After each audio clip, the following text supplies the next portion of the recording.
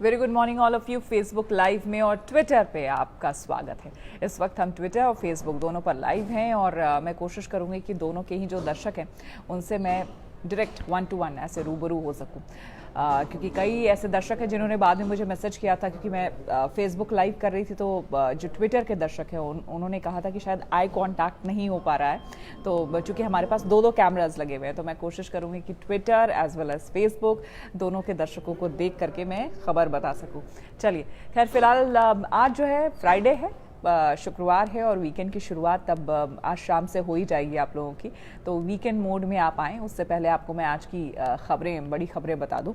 तो आज देखिए, पॉलिटिकल तो कई खबरें हैं जो आप देख रहे होंगे, सुन रहे होंगे, और मेनली जो खबर है जो चैनल्स पर चल रही हैं वो है चुनाव के मद्देनज़र। खास करके जो पूरा फोकस है वो पश्चिम बंगाल के चुनाव को लेकर है, क्योंकि आने वाले समय में विधानसभा चुनाव होने वाले हैं। आपको पता है 5 राज्यों में ये विधानसभा चुनाव होने वाले हैं, लेकिन मुख्य तौर पर जहां पर सबसे ज़्यादा नजरें टिकी हुई है वो है पश्चिम बंगाल। हमारी ही नहीं, बीजेपी की नज़र भी बहुत ज़्यादा टिकी हुई है पश्चिम बंगाल पर। यहाँ पर इस बार बिल्कुल एकदम कांटे की लड़ाई होने वाली है और मुकाबला बहुत ज़बरदस्त होने वाला है। तो इसीलिए देखना होगा कि इस बार जो है क्या होता है यहाँ पर, और उसको लेके देर रात जो है कल मंथन भी किया गया। प्रधानमंत्री मोदी, जेपी नड्डा, गृह मंत्री अमित शाह, तमाम लोग बैठे हुए थे।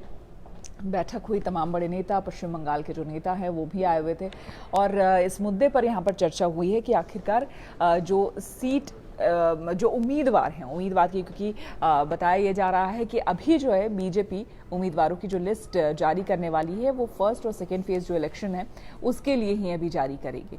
तो अभी फिलहाल बताया जा रहा है कि मोस्ट प्रोबेबली आज जो है 60 उम्मीदवारों के नाम जो है वो जारी हो जाएंगे, लिस्ट जारी हो जाएगी, जिसमें 60 उम्मीदवार जो हैं उनके तय हो जाएंगे नाम, उनकी किस्मत तय हो जाएगी, कौन कहां से उतर रहा है, कौन चुनाव लड़ रहा है। लेकिन इन सब के बीच सबकी नजरें हैं नंदीग्राम पर।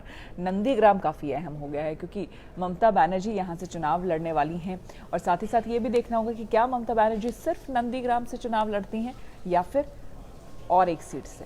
तो ये भी खबरें हैं। अब नंदीग्राम जहाँ पर आया तो जाहिर सी बात है शुभेंदु अधिकारी, आपने सुना होगा, अभी कुछ समय पहले ही उन्होंने टीएमसी छोड़ करके बीजेपी ज्वाइन किया है। शुभेंदु अधिकारी का हालांकि अगर ममता बनर्जी से कंपेयर करें तो ऑफकोर्स कोई कंपैरिजन नहीं है। ममता बनर्जी का जो राजनीतिक सफर रहा है, जो इतिहास रहा है और जितने लंबे समय से वो राजनीति में रही हैं, उसके मुकाबले शुभेंदु अधिकारी जो है वो ऑफकोर्स स्टैंड उस हिसाब से नहीं करते हैं। लेकिन स्टिल शुभेंदु अधिकारी जो है उनकी अपनी राजनीति है और वो जिस तरह से पश्चिम बंगाल के लोगों से जुड़े हुए हैं और द वे ऑफ उनका जो अप्रोच रहा है और राजनीतिज्ञ वो जिस तरह के रहे हैं, कहीं ना कहीं ममता बनर्जी से काफ़ी नज़दीक रह के उन्होंने काम किया है उनके साथ। और यहाँ पर वो दावा कर रहे हैं एटलीस्ट, क्योंकि कल जो बैठक हुई है, शुभेंदु अधिकारी का कहना है कि अगर ममता बनर्जी नंदीग्राम से लड़ रही हैं चुनाव तो मुझे भी वहीं से बीजेपी की तरफ से उतारा जाए। उन्होंने इनफैक्ट दावा किया है कि अगर वहाँ से चुनाव होता है, लड़ते हैं ये, तो ममता बनर्जी से 50,000 से ज़्यादा सीटों से वो वहाँ पर चुनाव जीतेंगे भी। तो पूरा दावा शुभेंदु अधिकारी जो है वो ठोक रहे हैं नंदीग्राम से। लेकिन अभी देखना होगा कि ये जो सीटों का बंटवारा है और खास करके उम्मीदवारों के नाम की जो अब घोषणा होने वाली है, तो उम्मीदवारों के नाम की घोषणा में बीजेपी जो है, खास करके बीजेपी के ये जो मेन 3 मुखिया हैं वो किन नामों पर कहां से मुहर लगाते हैं, इसके लिए इंतजार आपको करना पड़ेगा। मोस्ट प्रोबेबली आज आ ही जाएगी वो लिस्ट। साथ ही साथ आज टीएमसी की भी लिस्ट आने वाली है, तृणमूल कांग्रेस की भी लिस्ट आने वाली है। और बताया ये जा रहा है कि तृणमूल कांग्रेस, क्योंकि आपको बता दें कि पश्चिम बंगाल में 8 चरणों में चुनाव होने वाला है, तो 8 चरणों में चुनाव, 294 वहां पर सीट है और टीएमसी जो है, तृणमूल कांग्रेस, सभी 294 सीटों पर उम्मीदवारों के नाम की आज घोषणा करने वाली है। हालांकि इसके बारे में भी पूछा गया कि क्या इससे कोई फर्क पड़ता है क्या, कि आप फेज वाइज जो है आप नाम, उम्मीदवारों के नाम की घोषणा करें या फिर आप एक साथ कर दें। तो बताया ये जा रहा है कि उससे कुछ खास फर्क तो नहीं पड़ता है। हाँ, स्ट्रैटेजी का थोड़ा सा पता चलता है। मे बी शायद बीजेपी ये देखना चाहती हो कि भाई तृणमूल कांग्रेस कहाँ से किसे खड़ा कर रही है, उसके बाद आगे की वो रणनीति तय करे, क्योंकि इस बार जो एकदम नाक की लड़ाई है पश्चिम बंगाल में बीजेपी और टीएमसी की। टीएमसी जो है उसका तो ये कहना है, वो नारा वहाँ पे कई तरह के, अब जो देखिए हर तरह के वॉर वहाँ पर हो चुके हैं, ट्विटर वार हो चुका, जुबानी जंग वहाँ पर हो चुकी, लाठी डंडे चल चुके, सब कुछ हो चुका चुका है। अब वहाँ पर सॉन्ग वॉर भी इन दिनों चल रहा है। आपको बता दें कि अलग अलग थीम सॉन्ग लेकर के आ रहे हैं। टीएमसी लाई तो उसका जवाब बीजेपी दे रही है, और इस बार भी बंगाल की बेटी ही आएगी, कुछ इस तरह का गाना वाना है वो वहाँ पर चल रहा है टीएमसी के तरफ से। बंगाल की बेटी, बंगाल को बंगाल की बेटी चाहिए, समथिंग इस तरह से कुछ चल रहा है। तो उसका भी जवाब जो है वो बीजेपी दे रही है, अपने अंदाज में गाने का जवाब गाने से दिया जा रहा है। तो मे बी शायद जो आज 294 सीटों पर टीएमसी अपने उम्मीदवारों के नाम जब घोषित करेगी तो मे बी उसके बाद ये बीजेपी आगे की जो रणनीति है उसको लेकर के वो विचार करे कि आगे क्या करना है, किसे कहाँ से खड़ा करना है, इस पर वो फैसला ले। तो इसका तो इंतजार करना होगा। दूसरी तरफ, तीसरी तरफ इनफैक्ट अगर देखा जाए तो अभी भी आईएसएफ, कांग्रेस और लेफ्ट, इनका जो है मामला अभी तक सुलझा हुआ नजर नहीं आ रहा है, लेकिन बताया जा रहा है कि आज शायद लेफ्ट जो है वो भी अपने उम्मीदवारों के नाम जो है वो घोषित लेफ्ट की तरफ से भी किया जाएगा। तो ये तमाम खबरें हैं पश्चिम बंगाल चुनाव से जुड़ी हुई, जिसको हम आगे भी आपको अपडेट देते रहेंगे और बताते रहेंगे। और साथ ही साथ आपको हम बता दें कि लगातार जो तस्वीरें भी कल हमने आपको दिखाई थी, जो टॉलीवुड है, टॉलीवुड का इस बार खूब जलवा देखने को मिल रहा है। एक एक्टर बीजेपी ज्वाइन करता है तो दूसरे ही मिनट में दूसरा एक्टर जो है टीएमसी ज्वाइन करता है। इसको लेकर भी तस्वीरें जो है वो आ रही है। काफ़ी रंगीन हो गई है तस्वीर अब इस बार के पश्चिम बंगाल के चुनाव की। तो तमाम अभिनेत्री अपने अपने जलवे बिखेरती हुई इस बार नजर आएंगी। चुनाव में भी उनकी अपनी जगह है, अपना तरीका है, उनका अपना ऑरा है, उनका बहुत चाहने वाले हैं वहाँ जो लोकल्स हैं वहाँ के, वो बहुत चाहते हैं उन्हें। तो इसीलिए मे बी हर पार्टी उनका फ़ायदा इस तरीके से उठाने की कोशिश करेगी। तो चलिए, चुनाव से जुड़ी तो ये बात हुई, लेकिन इसके अलावा जो एक बात जो सीधे आपको असर करने वाली है वो है रेलवेज। जी हाँ, एकाएक रेलवे ने 3 गुना प्लेटफॉर्म का टिकट जो है उसका किराया जो है वो बढ़ा दिया है। जाहिर सी बात है आप लोगों को एक बार के लिए झटका लगेगा, लेकिन हाँ, ये झटका तो लग चुका है, और वो है कि बीती रात से ही इसे लागू भी कर दिया गया है। यानी कि कल देर रात से इसे लागू कर दिया गया है इस फैसले को।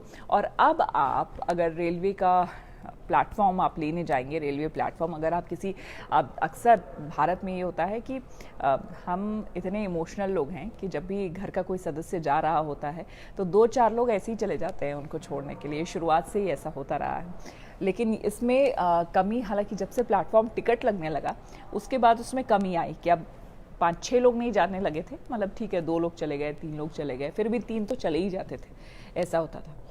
अब जो है प्लेटफॉर्म टिकट और महंगा हो गया है। यानी कि जहां एक प्लेटफॉर्म टिकट आपको 10 रुपए में मिल रहा था, अब वही प्लेटफॉर्म टिकट आपको 30 रुपए में मिलेगा। यानी कि पर पर्सन आपको 30 रुपीज़ देने होंगे। तो ये एक झटका है उन लोगों के लिए जो अपने संबंधियों को छोड़ने के लिए जब जाते थे तो पूरी बारात लेकर के जाते थे। तो आपको अब सोचना होगा कि अगर आप निकल रहे हैं तो कितने लोग जाएं, और जाए भी कि ना जाए, तो इस पर आपको विचार करना होगा। तो 3 गुना जो है बढ़ा दिया है रेलवे ने प्लेटफॉर्म टिकट का किराया। वहीं पे मुंबई और जो मुंबई मेट्रोपॉलिटन रीजन है यानी कि MMR है, वहाँ पर कुछ प्रमुख स्टेशन है, वहाँ पर तो 5% बढ़ा दिया है। मतलब 5 गुना ज़्यादा बढ़ा दिया है। यानी कि जहाँ पर आपको 10 रुपये देने होते थे प्लेटफॉर्म टिकट के, वहाँ पर अब आपको 50 रुपये देने होंगे प्लेटफॉर्म टिकट के, which really means a lot. सही बात है कि मतलब एक आदमी का अगर आपको 50 रुपये देना हो रहा है तो आपको सोचना पड़ेगा। तो ये खबर सामने आई है। साथ ही साथ रेलवे का किराया, जो कम दूरी की जो ट्रेनें हैं, जो सफ़र है, उसमें भी आपको 3 गुना जो है वो ज़्यादा किराया चुकाना पड़ेगा। अगर हम फॉर एग्जांपल बात करें कि अगर आपको सफ़र करना है दिल्ली से गाज़ियाबाद जाना है, तो जहां आपको पहले 10 रुपये लगता था, अब आपको 30 रुपये लगेगा। तो इस तरह से किराए में भी बढ़ोतरी की गई है। हालांकि रेलवेज़ का ये कहना है कि कोरोना की वजह से इस तरह का फैसला भी लिया जा रहा है क्योंकि लोग कम सफ़र करें, कम ट्रैवल करें। तो ये उनकी स्ट्रैटेजी है। लोग हैं कि अब किन्हीं को मजबूरी है, जाना ही है, क्योंकि घर पे हमेशा रहा नहीं जा सकता है, तो काम से निकल रहे हैं तो चलिए फिर भी ठीक है। कई लोग जो है ऐसे ही मेल मुलाकात के लिए भी चले जाया करते थे, तो उनको अब सोचना होगा घर से निकलने से पहले। तो ये थी बड़ी खबरें।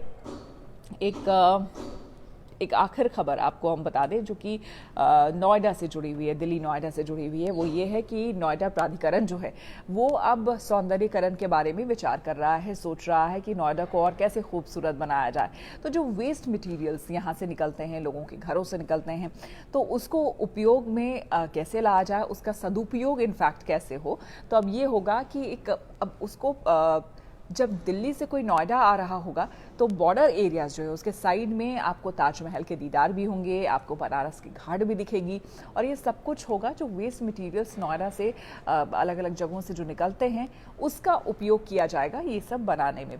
इनफैक्ट पार्क भी बनाए जाएंगे जहां पर बाकायदा सेल्फी पॉइंट्स भी होंगे, और एक्सप्रेस वे जो है मायावती फ्लाईओवर जो है वहां पर भी बताया जा रहा है कि कुछ थीम पार्क्स बनाए जाएंगे और वहां पर बाकायदा सेल्फी पॉइंट्स होंगे जहां पर आप रुक कर थोड़ी देर वहां पर सुस्ता भी सकते हैं, आराम भी कर सकते हैं और सेल्फी भी खिंचवा सकते हैं। तो चलिए ये एक अच्छी इसे पहल कहेंगे नोएडा प्राधिकरण की तरफ से। तो इसी के साथ फेसबुक लाइव में और ट्विटर में मेरे साथ फिलहाल इतना ही। देश दुनिया की तमाम खबरों के लिए आप हमारे तमाम सोशल मीडिया साइट्स और आज तक के साथ जुड़े रहें। Thanks, bye.